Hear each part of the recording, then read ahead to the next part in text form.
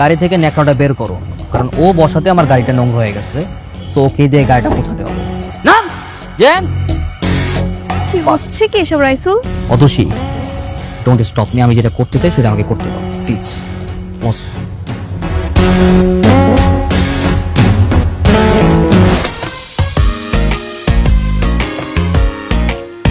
পরিচয় করে দিই, আমার cousin Munna. Hi hello hi guys, ওই টু ব্যানে হাই আতশী, তাড়াতাড়ি শুরু কর না, কেকটা কেটে ফেলি, খুব তাড়া। করব, কিন্তু রাইসুল তো এখন আসলো না। রাইসুলটা আবার কে? কে আবার? আতসের বয়ফ্রেন্ড। ও না ভাইয়া, জাস্ট ফ্রেন্ড। তুইও না? আরে রাইসুল চলে এসছে। হাই। হাই হাই, এই আবুল মার্কাটা আতশীর ফ্রেন্ড? জি ভাইয়া। আবার হাতে কি নিয়ে আসছে দেখি? গিফট নাকি? দাও দেখি।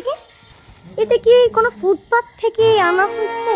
আর আবার পরিয়ে করে ভাইয়া, এবার একটু বেশি বেশি হচ্ছে। তোমার চুপ, তুই একটা কাজ কর, মা আমাকে গিয়ে ডেকে নিয়ে আয়, আমরা এদিকে কেক কাটার ব্যবস্থা করতেছি। যা। রাইসুল, তুমি বসো, আমি আসছি। মিস্টার আবুল, এদিকে আসেন, শুনেন। ওই পাশে দেখছিলাম জিনিসটা অনেক ময়লা হয়ে আছে, ওই পাশটাকে খুব সুন্দর করে ক্লিন করো, আমরা একটু আয়োজনের ব্যবস্থা করতেছি। ওকে, যাও, গুড বয়।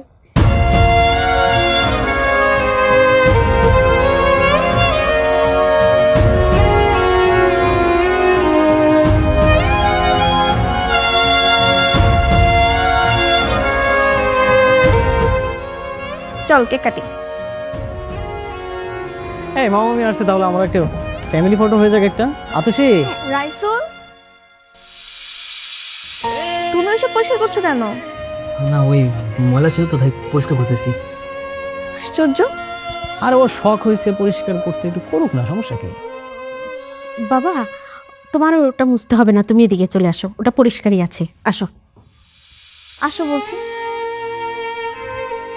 মামা এদিকে আসেন, আসো। মামা এদিকে। হ্যাঁ এই চলো সবাই মিলে একটা গ্রুপ ছবি তুলি। হ্যাঁ হ্যাঁ, অবশ্যই।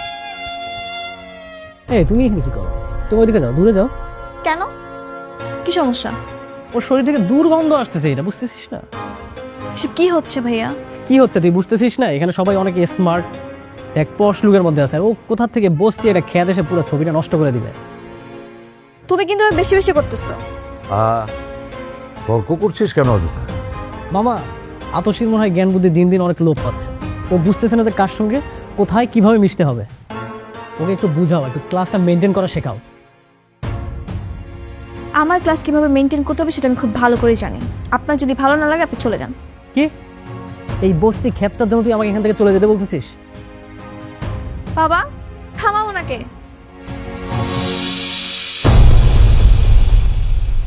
রাইসুল, ও কোথায় গেল?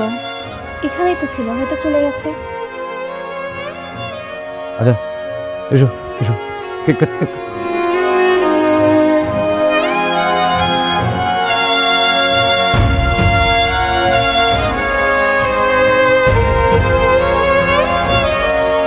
এই স্বার্থপর দুনিয়ায় টাকা ছাড়া চলা অনেক কঠিন। যার টাকা আছে তার সম্মান আছে, যার টাকা নেই তার সম্মানও নেই। আমি অতসীকে ভালোবাসি, ওকে এতটাই ভালোবাসি যে ওকে ছাড়া আমার বেঁচে থাকাটাই কঠিন হয়ে যাচ্ছে। না আছে আমার কাছে ভালোবাসা, না আছে টাকা। ভালোবাসার মানুষ আর টাকা যদি জীবনে না থাকে, এই জীবনটাকে কি করব? কিন্তু আমি ছাড়া যে আমার মার এই দুনিয়ায় কেউ নেই।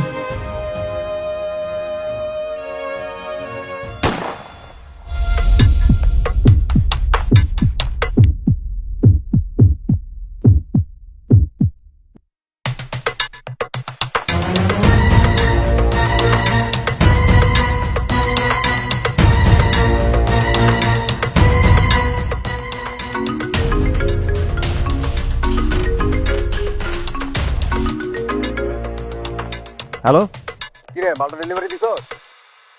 ভাই, আপনি যারে ফোন করছেন আমি সে না, আমি সাধারণ একজন পথচারী। যারে ফোন করছেন তারে কারা জানি গুলি করে চলে গেছে। কি? জি ভাই। আচ্ছা দেখ ভাই, ভাই তুই কে আমি জানি না, কিন্তু তোরা আমি এটা কাজ দিব। লাশের পাশে কি কোনো সুটকেস আছে? হ্যাঁ আছে তো। শোন ভাই, তোরে আমি একটা কাজ দিতেছি। তুই লাশের পাশে যে সুটকেসটা আছে এটা গাবতলির বসির পাচারে যা দিয়ে আসবি। তুই যদি কাজটা করতে পারো তোর আমি 2 লাখ না, তোরে আমি 5 লাখ টাকা দিব। পারবো পারবো পারবো।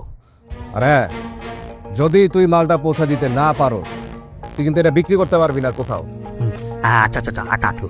ঠিক আছে, পৌঁছা দেওয়ার পরে তুই আমার সাথে যোগাযোগ করিস। আমি তোরে বসির পাশে ঠিকানা আর ডিটেলস পাঠাই দিতেছি, ঠিক আছে?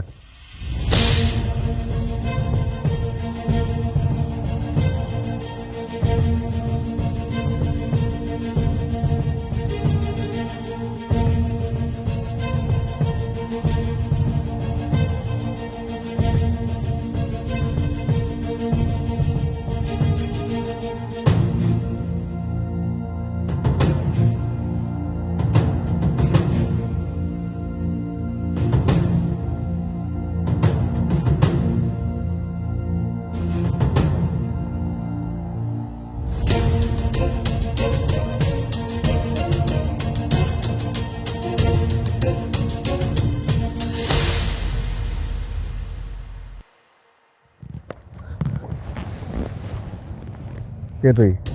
ভাই আমি ওই যে বসির বাসা, কোট কর। কোড 006। ঠিক আছে, দাঁড়া। 5 লাখ টাকা। ভাই এই সামান্য কাজে এত টাকা? এগুলো আন্ডারওয়ার্ল্ডের বিজনেস, এখানে এরকম ইনকাম হয়।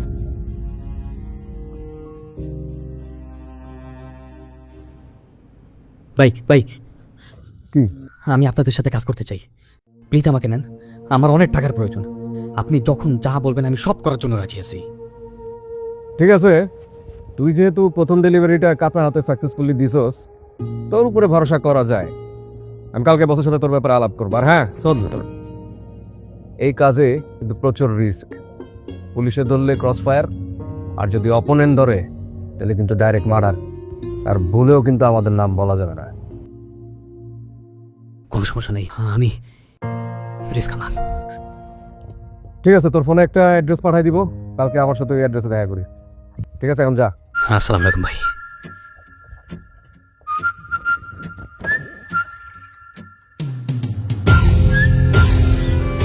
Excuse me. আরে তুমি কি অবস্থা তোমার? এত পরিবর্তন। গাড়ি কি আপনার?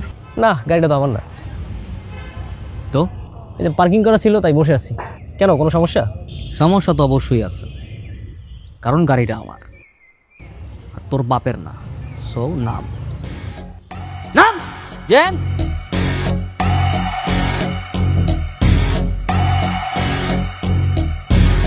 গাড়ি থেকে ন্যাকড়াটা বের করো, কারণ ও বসাতে আমার গাড়িটা নোংরা হয়ে গেছে। সো ওকে দিয়ে গাড়িটা পৌঁছাতে হবে। কি হচ্ছে কি এসব Raisul? Atasi, don't stop me. আমি যেটা করতে চাই সেটা আমাকে করতে দাও প্লিজ। তোর তোর রাইসুল এবার কিন্তু বেশি বেশি হচ্ছে। অতসী, মাঝে মধ্যে বেশি বেশিই করতে হয়, নইলে ওরা কখনো শিক্ষা পাবে না।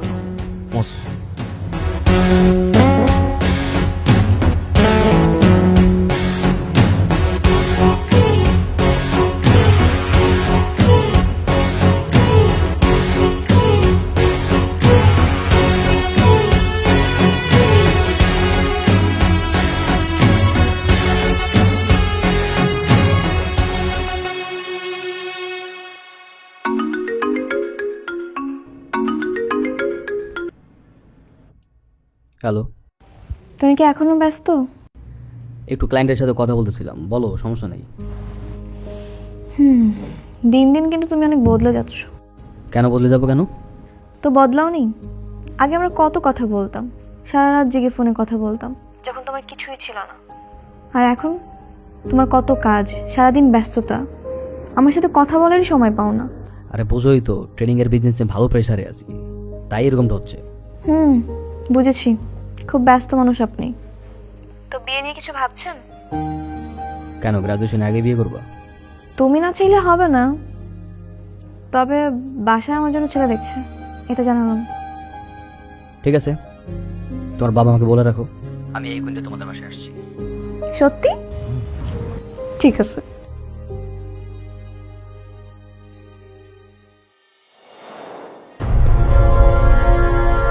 সো এই শুক্রবারে আমাদের বিয়েটা হচ্ছে। হ্যাঁ ঠিক আছে। পা নামাও। কি বলছি শুনতে পাচ্ছ না? পা নামাও।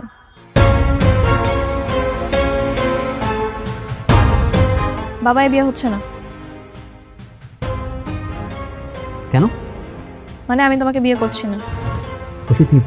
তুমি কি বলতেছো? তুমি বলতেছো সব? আমি যে রাইসুলকে চিনতাম, যাকে আমি ভালোবেসেছিলাম, সেই রাইসুল তুমি না। কিন্তু তোমার পরিবার, তোমার ফ্যামিলি এই রাসূলকে পছন্দ করে, ওই রাসূলকে না। বিয়েটা আমি করব, আমার ফ্যামিলি না।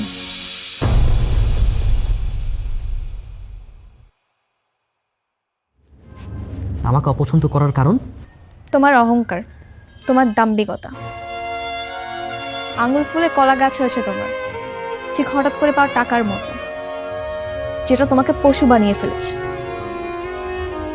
এই ইনকামের টাকাগুলো যদি তোমার কষ্টের হতো না, তাহলে হয়তো তোমার এত অহংকার বাড়তো না। অহংকারে তুমি পুরো অন্ধ হয়ে গেছো। যারা একসময় তোমার পাশে ছিল বিপদে, তুমি এখন টাকার অহংকারে তাদের সঙ্গে দুর্ব্যবহার করছো। একটা কথা মাথায় রাখবা, অনেক টাকা হলেই তাকে সম্মানিত ব্যক্তি বলা যায় না। সম্মান পায় মানুষ তার আচার ব্যবহারে, যেটা তোমার মধ্যে নেই। তোমার মতো একটা অহংকারী মানুষকে বিয়ে করলে আমি কখনোই সুখী হব না। তুমি আসতে পারো।